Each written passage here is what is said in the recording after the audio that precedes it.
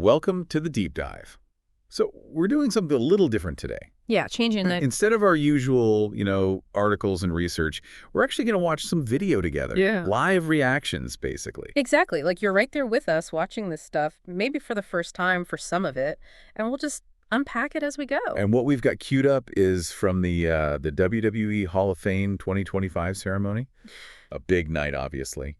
Honoring the legends. Yep, pulled straight from the official WWE YouTube channel, so it's the, the real deal feed. Looks like quite a lineup, too. From the bits we have, we're going to see Lex Luger's induction, long overdue for many. Definitely.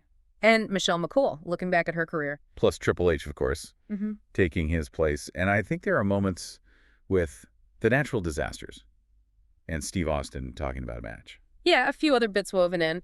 But our main goal here, our sort of mission, is to really feel these moments. Not just summarize, but catch the raw emotion, the surprises, maybe the themes that pop up as we're watching. So you, listening, get more than just a recap. You get our sort of real-time take on it. But hopefully a more engaging way to experience it. Okay, ready. Let's hit play on the first one. Lex Luger. All right. Wow. Okay, even just starting this, you can feel the weight of it for him, can't you? After everything he's been through. Oh, absolutely. The significance is palpable. And how they actually told him with that video package reveal, that felt really personal. Well done. Yeah, it did. And then Diamond Dallas Page doing the induction.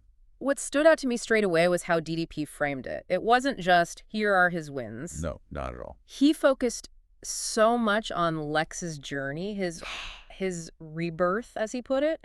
It was about the man he became. Which adds such a layer, doesn't it? Beyond just the total package persona, you felt the warmth from DDP, that whole it's me intro had real emotion behind it. Totally. And then when Lex himself starts speaking, you just feel this wave of gratitude. He immediately thanks friends, family, Pastor Steve. He even mentioned that specific date, April 23rd, 2006. Yeah, the day Pastor Steve guided him spiritually. That really pinpoints it, doesn't it? A defining moment. Makes you think about those in your own life. It really does. And that story about the Walmart parking lot, after being released, that felt so raw. Such a human moment. It just perfectly shows the massive shift in his outlook. The old Lex probably wouldn't be caught dead there, but... Right. It showed such a fundamental change. A simple thing reflecting something huge internally. Yeah. And you really got the sense of how central his faith and family are now, thanking Pastor Steve for his salvation, ordination, and marrying him recently. The trifecta, he called it. Right, it just weaves it all together, shows how important that support system was for his transformation. And I like that little detail about his mom, her sort of quiet, understated take on his whole wrestling thing. Yeah, it grounds him a bit, doesn't it? A touch of normal family life behind the huge persona. Okay, so... shifting gears quite a bit now. Definitely a change of pace. We're moving to that segment with Pat McAfee and Michael Cole, the Patastrator. All about Triple H. Yeah, this was pure fun, a breather in the ceremony, They highlighted this fan who did this amazing detailed Triple H cosplay. And the banter between McAfee and Cole was just peak McAfee and Cole. Totally. Cole making fun of his own past cosplay attempts, McAfee ribbing Heyman in the crowd, just injecting some needed levity. It felt lighthearted, but Cole did make a good point, didn't he? About how it's also a way to kind of honor the fans and the history through these tributes. Yeah, acknowledges that connection, which actually is a nice segue into Michelle McCool's induction. Okay, yeah. The intro video for her did a really solid job, I thought. It touched on the Divas era, which was, a specific time, showcased her athleticism, the whole cool thing with Lila, mentioned the championships, but also that struggle early on. Yeah, having to prove herself beyond just, her looks. Exactly. And then... Wow. Having The Undertaker, Mark Calloway, induct his own wife. You just knew that was going to be special. The personal connection is just right there. He started with a bit of teasing, which felt very Bagdom. Yeah, you could tell. But then he shifted. And it became this really heartfelt praise for her strength, her faith, her as a mother. You could just feel his admiration. It was powerful. What really hit me was when he talked about who she is off camera. Yes, that was the core of it, wasn't it? He said her best qualities. Her faith, being a mom that's the real Michelle. Coming from him, someone who's lived so much life in the spotlight with her, that carries a lot of weight. True character shining through in private. And he really emphasized her influence on the women's division.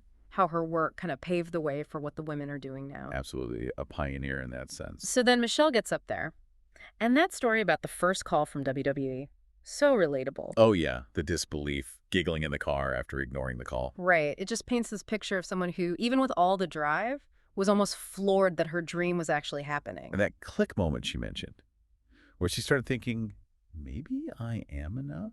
I think a lot of people connect with that feeling. Totally. Then she used that great metaphor, the flawless finishes, starting with the Thanksgiving food fight story. Which was hilarious. Yeah. But such a clever way to show that life just throws stuff at you, unexpected messes. And she tied it right back to wrestling. Yeah. The need for grit, showing up even when it hurts. You know, finding lessons in those silly moments. And her point about ignoring the noise, the outside voices, trusting your own truth, that was strong too. That little Mae Young story kind of underlined that, didn't it? The unpredictable chaos of it all. Definitely. But then, okay, this was the part that really caught me off guard as a viewer. Me too. The health reveal. Yeah, her talking about battling severe kidney and liver disease for over 25 years while performing at that level and keeping it mostly private. It just completely reframes everything, doesn't it? Adds this incredible layer of resilience. That story about getting sick after the overseas tour.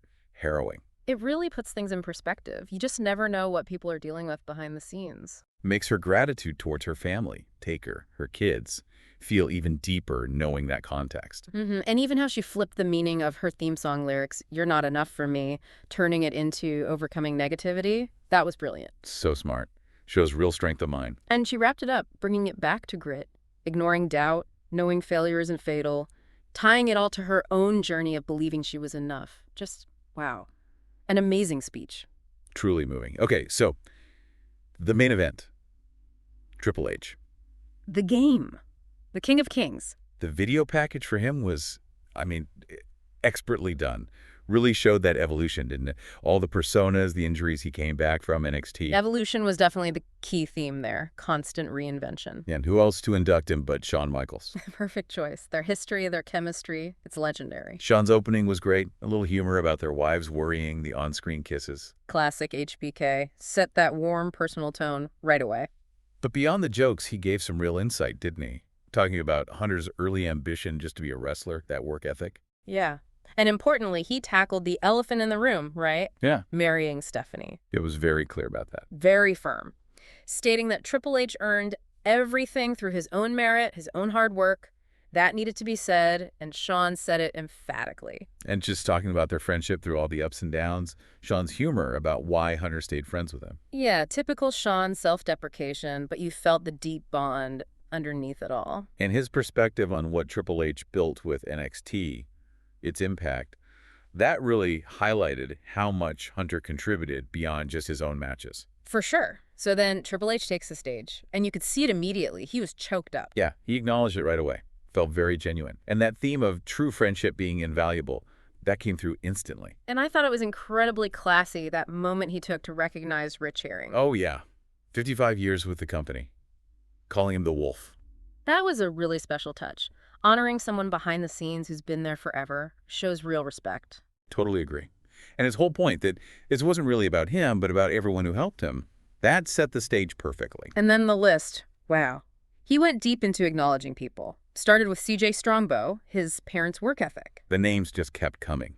Brian Zaharitas, Arnold Schwarzenegger as a role model, Killer Kowalski, Dusty Rhodes, Arn Anderson, Harley Race. Steve Austin, Mick Foley, Terry Taylor, Steve Regal, Scott Hall, Shawn, Mr. Perfect. I mean, it was like a history lesson in mentors. It really showed how much guidance he soaked up along the way. Each name seemed to represent a different lesson learned. And he talked about loving the creative side too, right? Sitting in on production meetings just to learn. Pat Patterson's influence there. Yeah, that passion for the business itself, not just performing.